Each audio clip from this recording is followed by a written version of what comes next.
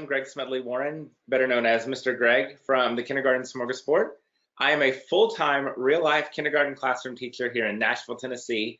So I spent the day in my classroom with my students, and then here I am. I'm excited to talk to you tonight about research projects, what they are, how we use them in the classroom, and to give you some tips and tricks to utilize our research projects in the classroom.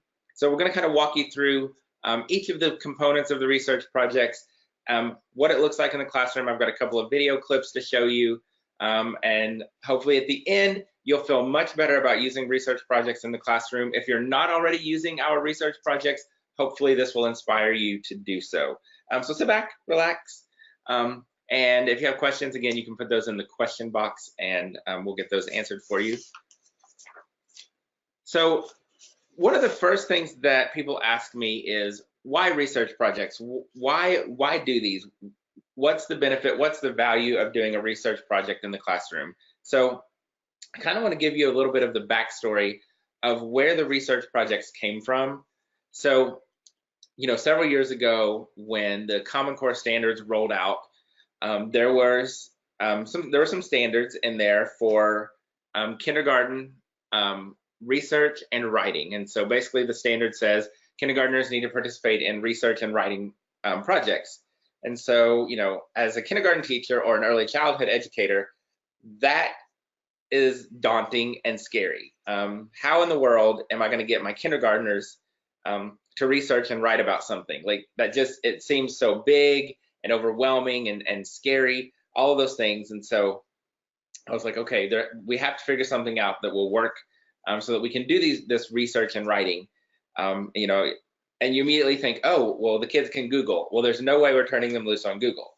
So I wanted to come up with a way to address that research and writing standard in a very kid-friendly way, in a very engaging way, and I wanted to do something that integrated science and social studies, because our classroom, like many others across the country, we're seeing our science and social studies times eliminated from our schedule, and so we're forced to now integrate those standards into our literacy block, which works out very well with our research projects. And so that's kind of where the research projects came from. So we wanted something that could meet the research and writing standards, integrated science or social studies or both, but it was developmentally appropriate, kid-friendly, teacher-friendly.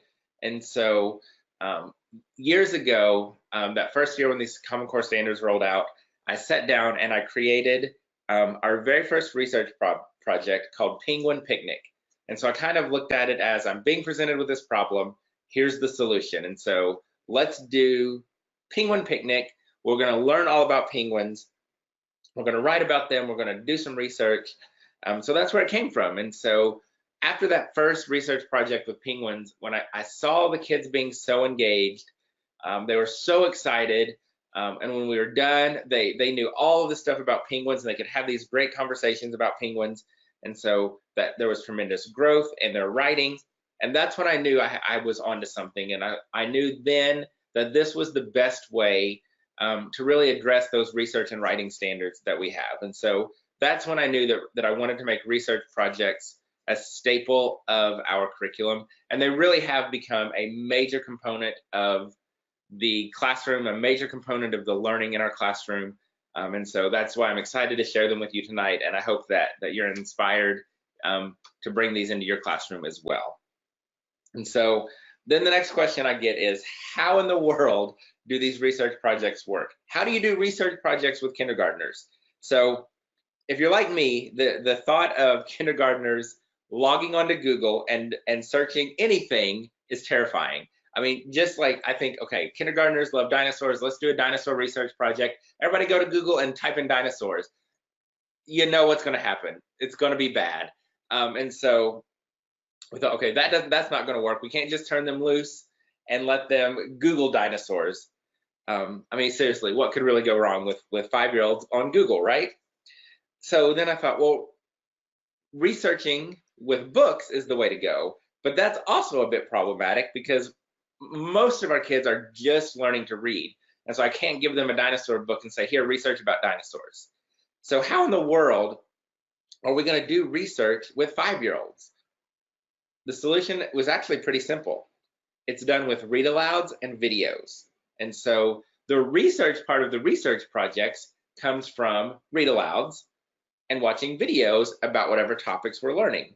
So the read-alouds are going to provide all of that information about our topic. It's going to allow for that vocabulary instruction, higher order thinking and questioning. Plus the read-alouds are going to help us meet those literacy standards, and we're going to be able to work on, you know, a lot of those concepts of print standards as well.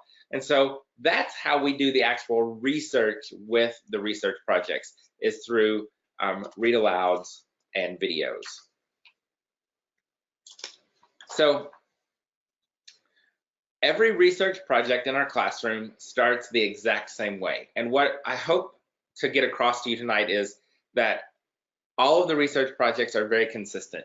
So the process is very similar, and that's done intentionally. Like I said, I'm a real life, full-time classroom teacher. So I am in the classroom every day with my students. 95% of my students are English language learners. And so I'm there, I'm in it with you. I know the struggles and the challenges. So when I'm creating something like a research project, I'm very intentional and very deliberate about making the process stay the same so that it provides that support and scaffolding for the kids. So they can really focus on the content and the learning and less on the process. So every research project starts the same way. It starts with a schema map. Schema maps are very similar to a KWL chart, and they really serve that purpose of activating the student's schema or their background knowledge or prior knowledge. So it kind of gives us some insight into what do our kids know about a topic, or where are they with the topic. And so it's a great way to get them talking about a topic, and it also gives us some great information early on. So the schema maps can really be simple charts, doesn't have to be anything fancy or cute, or you can do like what I do in my classroom, as you can see here on the screen, and you can make cute and fun schema maps so that you're kind of adding to that excitement. And it's a great way to introduce a new research project, because you can put your schema map up on day one, and by looking at the picture, the kids can maybe guess about what the topic is, what you're going to be researching about. If you're not a great artist like me, what will happen is when you do your farm research project, you're going to be really excited about your schema map because you drew a tractor. I grew up on a farm, so I was very proud of my tractor. When I put the schema map in front of the kids, they thought we were going to learn about race cars. So clearly I did not do a very good job of drawing the tractor, but it was a fun way to get them talking about the topic. So again, they can be very simple little schema charts, or you can make them fun and cute, which, you know, again, builds some of that engagement and excitement. The schema map is going to provide a place for us to record our learning throughout the entire research project. And so this is something that is displayed in the classroom for the entire research project. It's something that we add to as the research project goes on. So we spend about 10 minutes on the first day with our schema map, sharing our schema. And so, you know, about 10 minutes, depending on how much schema they have, it might be a little less, a little longer. So it really kind of varies, but on average, about 10 minutes. And then when we're adding new learning and talking about misconceptions in our schema map, we might be looking at another 10 to 15 minutes later on in the research project. So the schema maps, like I said, are very similar to a KWL chart, and they're going to have, like a KWL chart, they're going to have 3 components or sections. There's the schema, the new learning, and the misconceptions. And so one of the things that's important to remember when doing the schema maps is to use the vocabulary. So call it a schema map, call it new learning, call it misconceptions. And so you're building in that academic vocabulary. My kids very early in the year know what a schema map is. They know that schema is what they already know about something. And they know that misconceptions means that we had to adjust or change our thinking because we learned new information. And so again, that academic vocabulary is very important. So on day 1 of the research project, before we do any research, before we do any discussion about the topic, we share our schema. And so the way this works is I'm going to use Post-it notes, as you can see on the screen. And I would say something like, okay, today we're starting our bats research project. What is your schema about bats? And so the kids will share their schema, And here's the thing, I record all of their schema, because this is, again, this is their schema. This is what they think they know or what they know about a topic. And so whatever they share as schema gets recorded on our schema map. We're going to come back to that schema later and talk about it. So if there's misconceptions or things that aren't right, we're going to address those. But when we're sharing our schema, we record all of their schema. So if they share it, it goes on the schema map. Everything goes on Post-it notes.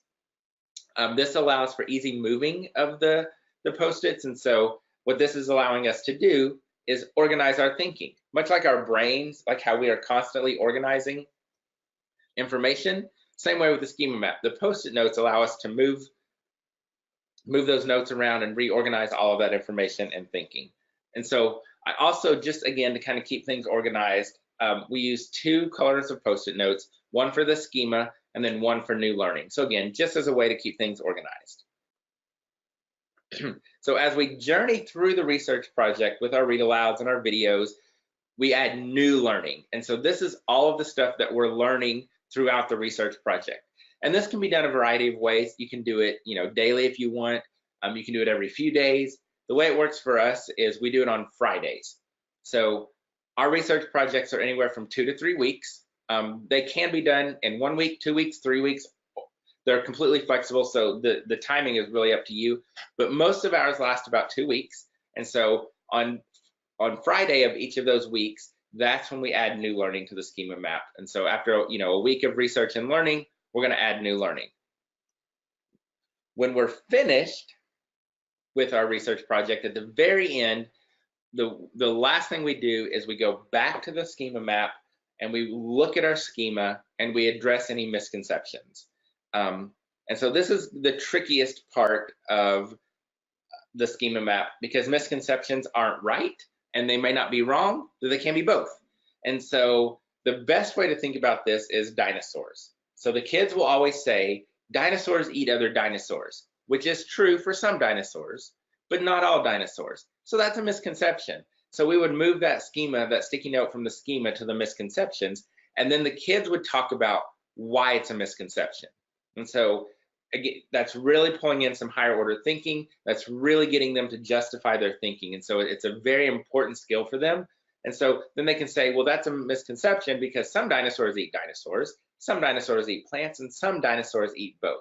And so that's where the misconceptions come in. So that's our schema map. And so we've got our schema, which is what we already know. We've got all of our new learning that we've learned from our research project, and we've gone back to the schema and addressed any misconceptions. And so anything that's a misconception, of course, that sticky note is moved. And so that's the schema map. And so I'll show you this video, just a little bit of this video of us doing a schema map with weather. You can see there's already a little bit of schema on there. And so the kids are going to share some of their schema. Will, tell me your schema about weather. So, the way snowflakes are made and slowly then raindrops or lots of raindrops come together. Thank you. What other schema do we have? Violet? So when you go outside and it's hot, it's just because when it's hot, it's just like the sun, because the sun is hot. Right. Very good.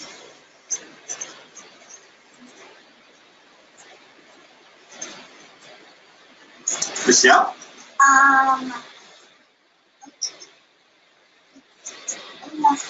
In December, sometimes it takes like a minute to snowfall. Very good. So that kind of gives you an idea of the schema, what they might share. And what you'll notice is I never repeated anything that they said. I never corrected anything. I just write down what they say because that's their schema. You saw it going on the Post-it notes and then onto the schema map.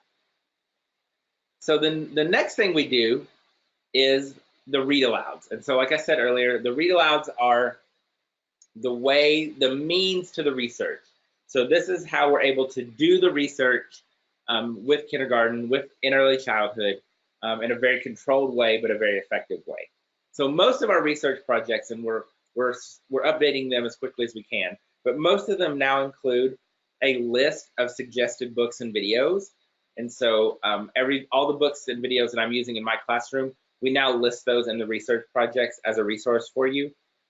We also have books and video links on our website at thekindergartensmorgasbord.com. And so you can access those. So it gives you some really good suggestions for books and videos, especially videos. Videos can be tricky with YouTube. You never know what you're getting. So the ones that we have linked are the ones that I use in my classroom with my students, and the ones that we know are good and safe. And here's something to remember. And this is important not only for research projects, but in general in the classroom, that the use of videos is actually standards based. And I know there's always some pushback about videos in the classroom, but using videos for a research project or for learning is standards based, because if you look at our standards, and I know we're not all Common Core standards anymore, but most of our standards still are very similar, but we actually have some standards that talk about that students have to be able to use different kinds of media to gather information. And so using those videos is meeting a standard. So what happens is we're starting a research project. We're going to learn about apples. And so the research, again, happens with the read-alouds. And so as we're reading and learning and doing the research with our read-alouds, we're recording all of that information and all of our learning on our graphic organizers. And so this is where each day we do a different graphic organizer. We read, one read-aloud a day with a graphic organizer. And so this is when we're recording all of that learning. So we might use tree maps or brace maps, circle charts, vocabulary charts. So I'm going to show you lots of different graphic organizers that we use to record our learning. Like I said, this helps us to keep everything organized, and these are going to be very important for the writing component. And we'll talk about that in just a little bit. So one thing that has evolved over the last couple of years with our graphic organizers is that we used to do the read aloud, and after the read aloud, we would record all of the information on our graphic organizer. So we would do the read aloud, we would be talking about it throughout the read aloud, and then at the end, we would do the graphic organizer. As I did some reading and research over the past year or so, what I learned was that by doing the graphic organizer after the read aloud, turned it into an assessment. Because we're doing it after the read aloud, it became this form of assessment, which we don't want. We don't want that graphic organizer as a form of assessment. So the way it works now, and this is much more effective also, is that as we're reading aloud, we're recording the information on the graphic organizer. So, we'll read a page and then we'll say, oh, the heart can beat. And so the kids will say, oh, put that on the graphic organizer. So we immediately put it on the graphic organizer. So as we're reading, we're also recording information, just much more effective. It no longer becomes a form of assessment, and it just makes everything flow and work a little bit better. Another little tip, and if you look at a couple of the graphic organizers there on the screen, when doing a tree map, so you'll see the boxes. And so what we do is for each statement, we draw a box around that statement. And so that just helps the kids kind of give them that visual cue of that's the whole thing. So if you're going to, when we write, the kids are using this information on these graphic organizers. And so they know that they have to write what's in the box. And so it's just a way of giving them that kind of visual organization for their writing a little bit later on. I mentioned earlier, we'll do one graphic organizer and one read aloud a day. It will be a different type of graphic organizer. It's not a tree map every day, but we will do one graphic organizer, one read aloud a day. And as far as videos, we watch the videos as needed. They are in addition to the read alouds. Usually for a research project, anywhere from 2 to 4 videos over the entire research project. Again, that varies depending on the topic and what videos we're able to find. So again, just a couple of other examples of graphic organizers. Something that's important to remember about graphic organizers is they're really good for teaching vocabulary, getting the kids to understand the vocabulary in the context of the topic. And so another thing that we do with our graphic organizers a lot, and this has been a huge improvement in my class, getting my kids, especially for my EL students, is turn and talk. We really started this last year with a lot of focus and a lot of intention. And once we started that, we saw our learning, our writing, our engagement just skyrocket. It was doing these turn and talks. And so, but we'll do the read aloud, we'll do the graphic organizer, and then we just have them turn and talk about what they learned, and they kind of share out what they talked about. So again, they're using the vocabulary, they're talking, they're getting to justify what they're doing. And so, for example, when we did the life cycle of a plant, they kind of talk about the parts of the plant, why those parts are important as the plant grows. And so they're doing that in a turn and talk. And so the turn and talk is a much safer place for them because it's one-on-one. They're able to talk to their peers. And so the turn and talk is really a key part of these graphic organizers. Here are a couple more examples of graphic organizers. Circle charts, Venn diagrams, of course, great for comparing and contrasting. The circle charts are really a great way at the beginning of a research project to kind of get ideas together. The circle chart, the idea behind it is brainstorming. And so it's a great way to kind of brainstorm about a topic, get those conversations going, get the kids in tune to the topic of the research project. Another thing that we utilize a lot with our research project is a vocabulary chart. And so this really becomes a very explicit way of teaching vocabulary, which is very important for our kids. So we know looking at data consistently, vocabulary is a weak area for our students. And so this is a way to address that and to give them explicit vocabulary instruction. So when we learn a new word, so we've got the words on the chart, when we learn the meaning of that word, the kids tell me the meaning and how to write the meaning. So the written definition that you see on this chart comes from the kids. So we have the word, we learn the definition, and then the kids put that definition into a kid-friendly definition, and then they tell me what picture to draw. And so everything you see on there is what the kids came up with. And so by doing that, again, they're engaged, it's personal, it's kid-friendly, so they're much more likely to remember that, retain that vocabulary word, and be able to use it appropriately. So we have our chart, again, a vocabulary chart. It's going to be on display in the classroom throughout the research project. They can also, in their research journal, which we'll get to in a minute, they can have a recording page, so they can write the word, they can write the definition, and draw the picture as well in their research journal. So the read-alouds, the videos, are how the research happens. All of our learning is recorded on those graphic organizers. And then comes the writing component. And so this is how we're going to pull in a lot of writing instruction. We're going to not only focus on writing about a topic, but we're also going to focus on teaching them how to write. And so this is when we get a lot of that important writing instruction that happens. So the writing takes place in their research journal. And so every research project comes with a research journal. They come with all these differentiated writing pages so the kids can record their writing, and you can use it to meet the needs of all of your students. So the pages can be done individually, or you can turn them into a research journal. Personally, I highly, highly, highly recommend that you use those writing pages and those recording pages to create a research journal. Here's why. The kids absolutely love their research journals. It provides a ton of excitement for them, it's engaging for them, but more importantly, it gives them ownership.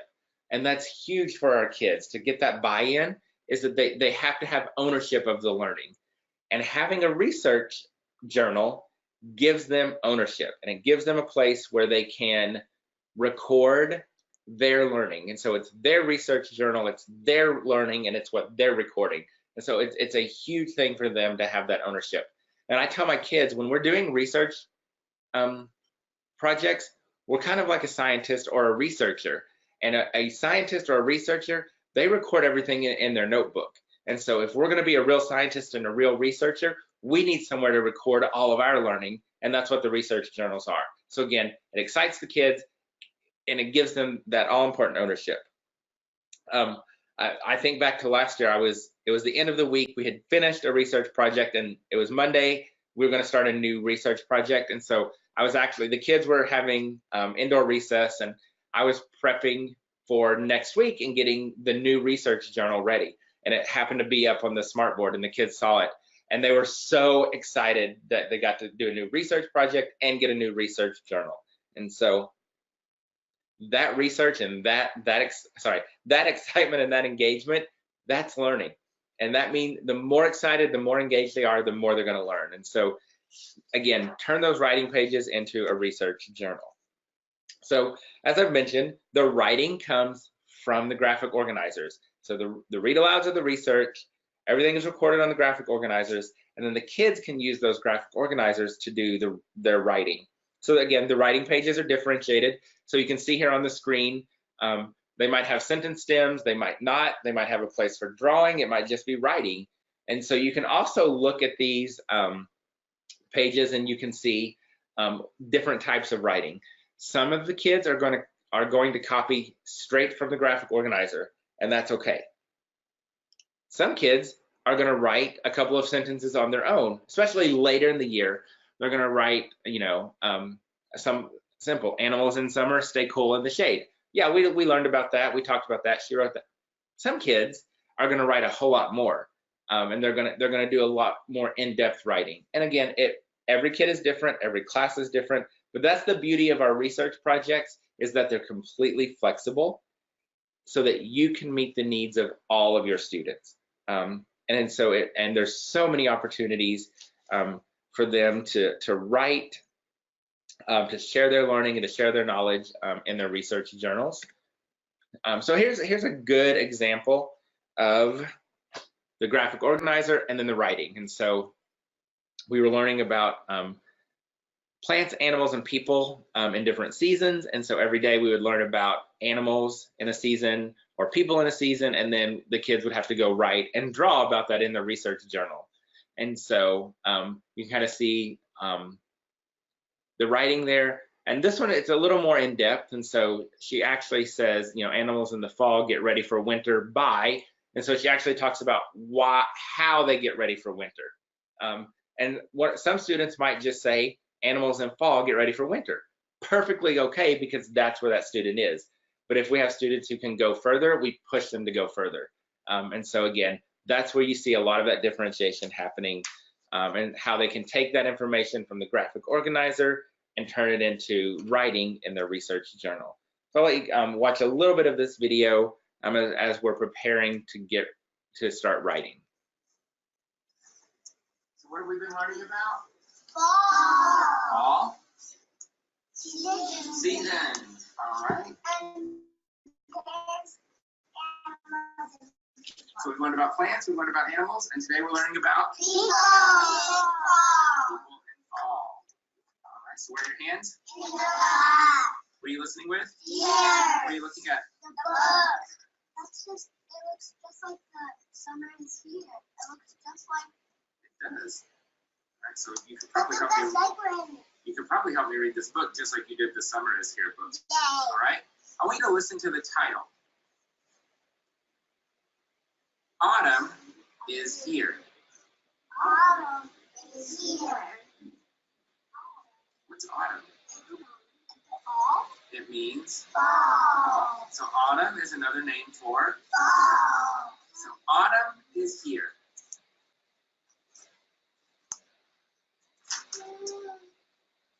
When changing leaves light up the trees, then flutter to the ground, autumn is here. When honking geese gather and follow their senses to their warm winter home, Autumn is here. listen to what?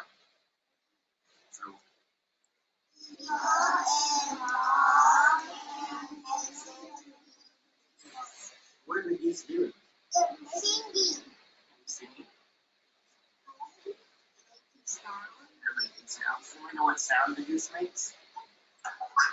No, they don't quack. That's a duck. Real loud, Will. Yeah, they kind of hump you. Destiny. Before we eat them, what do we have to do? Do you remember way back when we learned about apples? We learned a word that means pick. So what can people do in the fall? What can we harvest? What else can we harvest? Think about the fall. So what did we plant in the spring? Back to the spring. What did people plant in the spring? Seeds. And where did we plant? Where did we plant the seeds? In the garden. And what kind of seeds did we plant? Corn. Corn. So what can we harvest? So people in the fall can harvest food. Right. Will said corn. We said apples. What do we use that for? To go on a? When pumpkins and gourds litter the fields, waiting to be picked and made into pie. So what can we do in the fall?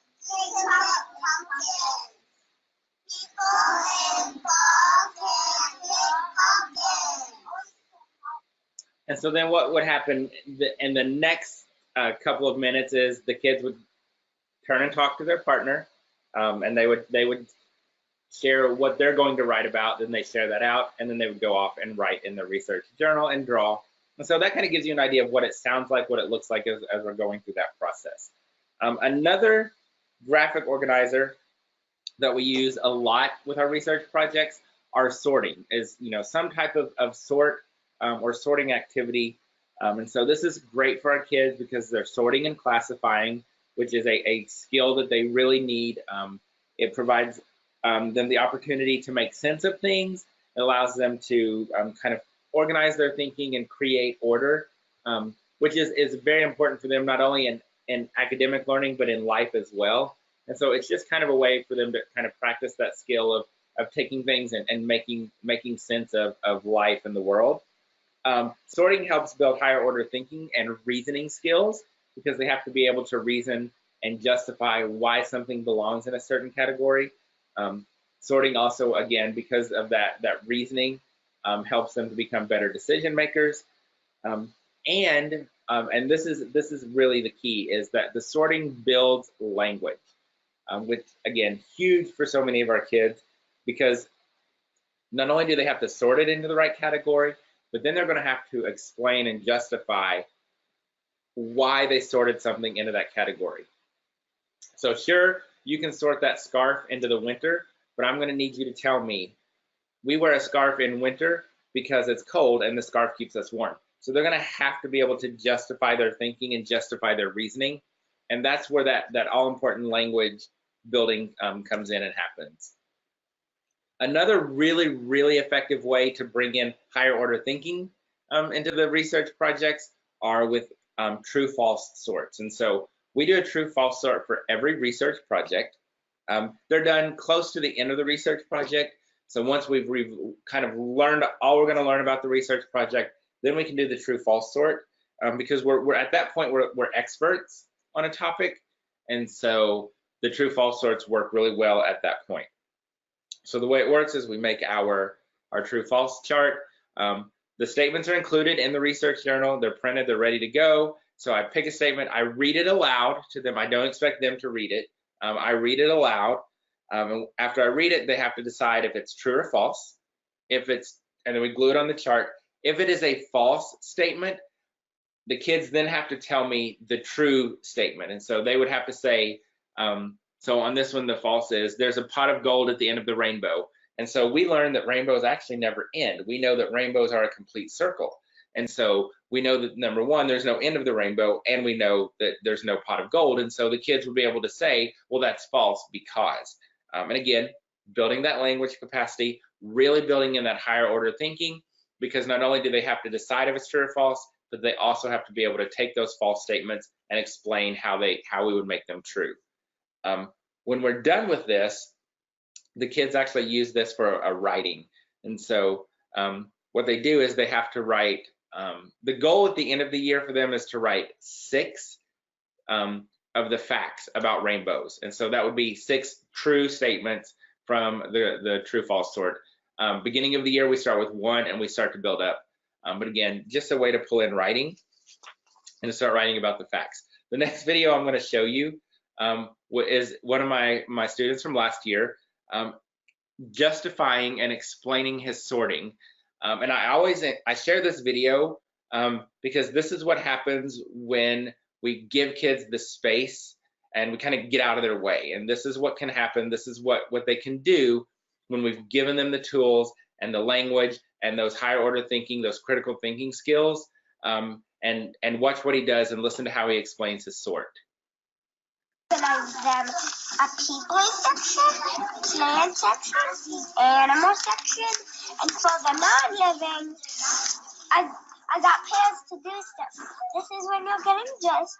This is when you have dinner, because there's a chair in the house which you can eat dinner at, and then you put on a shoe and some shorts, and there's a kite in a box, and at the library there's music playing, and you're reading a book.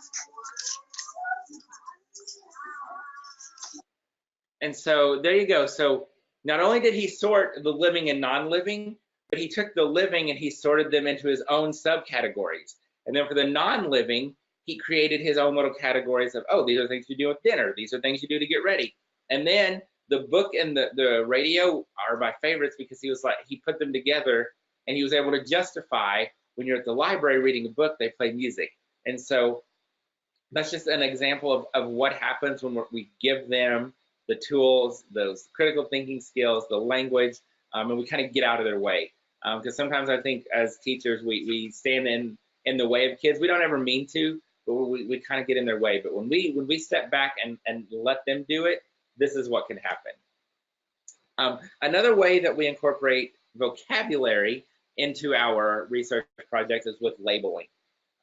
So a great way to build vocabulary, so we could label the parts of an astronaut, the parts of spiders, the colors of the rainbow. So really any research project that we're going to do, we're going to have labeling included. Again, great way to learn vocabulary.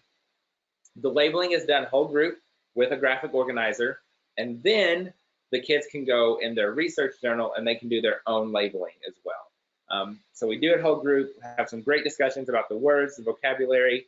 And when we're doing the labeling, we're going to try to talk more about, why do polar bears have fur? Tell me about their fur. So we're not just labeling, but we're also having a conversation, a discussion, and incorporating all of these things that we've learned. So we're going to talk about the polar bear's fur is clear, kind of transparent, so the sun can get to their skin and keep them warm. We talk about their claws and why they have such sharp claws. And so we're learning the vocabulary, but we're also learning the vocabulary in context of all of this information that we've learned about a polar bear or rainbows or plants. And so again, we're just building that language capacity, being able to take all those skills, put them together, and be able to share those out. So at the end of a research project, we do a culminating task. These are provided, these are district provided culminating tasks. And so we follow a district scope and sequence.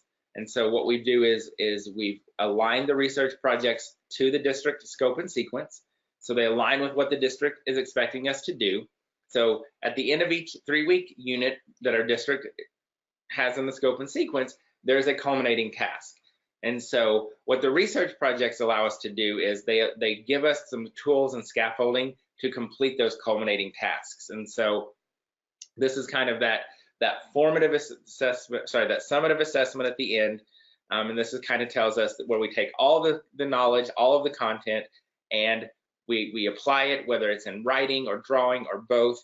And so it kind of gives us that end of the unit assessment to say, yeah, the kids got it. They understood the content. They understood the standards that we were trying to teach, and here's the evidence of that. So the tasks, like I said, are district provided, but what we've tried to do in our classroom the past year or so with these tasks is we're trying to step it up a little bit. And kind of push the kids a little bit more. And so we're taking those tasks and we're adding just a little bit more to it. And so just, again, trying to push the kids a little further, because we know our kids can do amazing things. The key is to give them the tools and the scaffolding that they need to support them so that they can be successful. And that's what we've done with these research projects and the culminating task. And so if you're looking here at the screen, you can see this was our zoo animal research project. So we did an animal a day for 3 weeks. The culminating task is at the end of the unit, you have to design a new exhibit for the local zoo for an animal that they don't have. And so you have to provide an informational sign for that, and you also have to illustrate your sign. So basically, we were going to work for the Nashville Zoo. So when every animal that we learned about for 3 weeks was not an animal that our zoo has, when we were done, the kids got to pick any of those animals to include at the zoo. So they had to make a sign, and they had to illustrate the sign. And the sign also had to include the habitat and food that the animals needed. And so that was the task, but there were no tools for that. Well, imagine giving the kids a piece of paper and saying, make it an informational sign for your animal exhibit, including the food and the habitat. Even after 3 weeks of learning about animals and habitats and food, they're going to look at you like you have 7 heads. So what we're doing with these research projects is we're giving the kids the scaffolding pieces necessary so they can take that task, because we know they can do the task. We know they have the information. We know they have the skills. They have the content. They just need some tools to do that. So we give them the page to draw the animal with the habitat and the food, and we've given them the writing page, which is their sign. And so they have the name of their animal. They write about the habitat, the food, and they had to write about what's threatening that animal. And so they've got their informational sign, and they've also done their illustrating. So they've completed that culminating task as required by the district, but we've just given them some tools to help. So we're doing everything that is asked by our district. We're following our scope and sequence. We're following district mandates. We're just doing it in a more kid-friendly, developmentally appropriate way, and in a way that's more fun and engaging. And if you look at that bottom picture, this is, again, what happens when you get out of the way. This little guy was working on his informational sign. He needed to know how to spell a word. He was struggling. He went and grabbed a book about that animal, and that's what he was doing. And so that's what you want. That's one of the skills that we're teaching them with these research projects is, hey, if you need information, you go to the book. And so he knew, oh, I can go look at that book about monkeys and get the information that I need. Here's another great example of culminating tasks. And so this is a great example of applying what we've learned. So for our weather unit, our weather research project, the kids have to keep a weather journal for 7 days. And they had to record the date, the temperature, they had to draw a picture of the weather, and they had to write what the weather is that day. So then we kind of talked about patterns. Did we notice any patterns? You know, what happened to the weather over those 7 days? So then the kids had to go and create their own 5-day forecast. And so then you can see there's their forecast. So they had to draw the weather, they had to write the weather, and they had to write the high and the low. This one on the screen is not necessarily realistic, but that's okay. He still got that, he got the idea. And so this tells me that we needed to work a little bit more on a realistic forecast. But they have to write their own 5-day forecast. Then what we did, and again, this is an example of kind of taking it a little further, is we used a green screen, some green screen technology. You can find all the details about how we do this on our website at kindergartensmorgasbord.com. Just type in green screen, you'll get a whole blog post that explains this. So what we did was I went on the internet, I found a weather graphic from our local TV station, and the kids got in front of our green screen, pretended like they were pointing to the forecast, snapped their picture, and then with this really cool green screen app, it makes the kids look like they're standing in front of the weather forecast. So That is super fun and cute, but we wanted to do something a little more involved, something a little more applicable to the task of the 5-day forecast. So after they created their 5-day forecast, we actually did a green screen video. So each kid stood in front of the green screen and they read their forecast like they were the meteorologist or the weather person. And then what I did was I dropped in a background, a weather map background behind them with that green screen. And so it looks like they're standing in front of a weather map reading their 5-day forecast, which again is standards based, because one of our standards is that we have to be able to publish writing in multimedia formats. And so they did their writing and then they made a video. So, and it's super fun, and that's what we want. We want this to be fun and engaging. They love seeing their videos. They made great pieces of evidence to show. Our admin loved it. The families loved it. So lots and lots of things that you can do with this really cool green screen app and your research projects. They tie in really well together.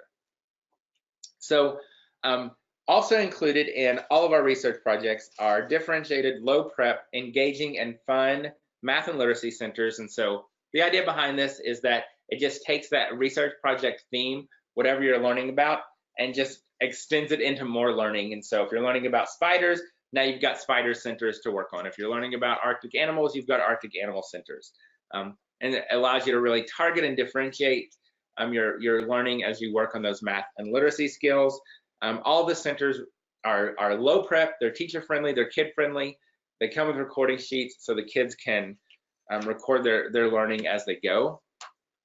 Finally, let's talk about one of my favorite things about our research projects, and that's art. And one of the questions we get asked a lot is, how in the world do you get away with doing so much art in your classroom? This is how, because the art is incorporated into our research projects. So we know that art is a necessity in our classroom. We know that our kids need opportunities to be creative and to do art projects and to do artwork. The beauty of this is that they work so well with our research projects. The art is such a complement to the information and to the learning that we're doing, so they work well together. So also, again, building that language. These art projects really provide opportunity for language building, for discussions, for conversations about what we're learning. And so as we're doing our art projects, we're talking about, the human body, rainbows, spiders. And so again, we're just building more of that language capacity. Plus, we're also addressing following directions, fine motor skills, lots of speaking and listening skills as we work through these art projects. So not only are they fun and they look great, but they're also incorporating lots of standards as we complete these projects. I will say this, we do not include any art projects or any art templates in the research projects. Number one, nothing that we do is template based. So we don't do any templates for our art. It's all process art, so the kids are doing each step of it. The reason we don't include them in the research project is, again, there are no templates, so there's nothing to include. But you can go to our website, kindergartensmorgasbord.com. You can search for whatever research project you're working on, and you're going to find pictures and ideas for different art projects that you can do. And they're usually very simple art projects that don't take a lot of time. Here on the screen, you can see an X-ray. So we were learning about the human body. And it was just simple. We painted the kid's arms white, put it on the paper, and then traced around it. We made an X-ray. The rainbow was painted with marshmallows. So very simple, very fast little art projects, but again, provide lots and lots of great learning opportunities. And again, you can go to the kindergartensmorgasbord.com.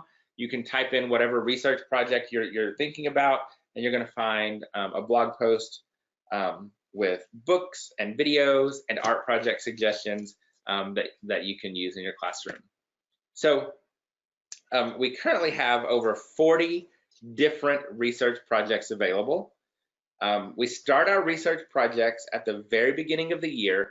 Day one of kindergarten, we start our first research project with our back to school research project. And this is when we're learning how to use our school supplies, but we're also learning that format and that process of the research projects. And again, I mentioned this earlier, but I want to repeat it. The consistency of the research projects really provides that scaffolding and that support for our students, so they feel confident in their learning. They can feel confident in the work they're doing, and they're able to focus more on the learning, more on the content, and less on the process, because that consistent structure, that consistent format really allows them to focus on the learning and the content. So the research projects can be used as a standalone curriculum. So these could absolutely be your entire curriculum for the year. There are research projects that go from the beginning of the year to the end of the year, and so they can work as a standalone curriculum, or they can be used to supplement any curriculum or scope and sequence or pacing guide that your district has, which is what we're doing with them. We're using them to meet the district scope and sequence and the district mandates. And so they're completely flexible, adaptable. They can last a week, 2 weeks, 3 weeks, even a month. It's really up to you and to what works in your classroom, what works for your students. And so again, totally flexible, so they meet the needs of all students, they meet the needs of all classrooms, and they can work as a standalone curriculum, or they can work as a supplement to what you're already doing. We also have available 2 research project bundles. So we basically have a fall bundle and a spring bundle. So we've kind of bundled the research projects based on when they would be used.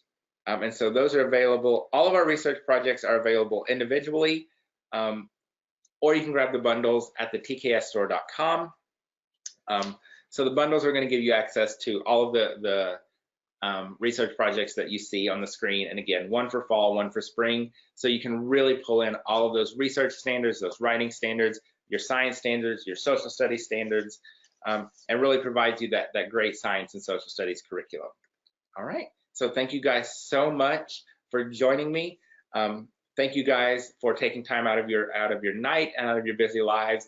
I hope that this has answered your questions about research projects, and I hope that you're now inspired to try research projects in your classroom. Trust me, your kids will love them. You will love the engagement and the learning, and it will be a great experience for everybody. Thank you guys. Thank you, ESGI. Thank you, Greg, for presenting this amazing information today. I can't wait for you to see the questions and comments that everyone had. I'll send those to you tonight. Don't forget to follow Greg at the Kindergarten Smorgasbord. He will be answering your questions live tomorrow on his Facebook page, so get on over there and follow him. If you've tried ESGI in the past, please check out the new features that we have in ESGI, as well as over 1,000 custom assessments already in the program. If you've never tried ESGI, sign up for a free 60-day trial using promo code SMORGY. That SMORGY will get you a free 60-day trial and a discount when you want to purchase.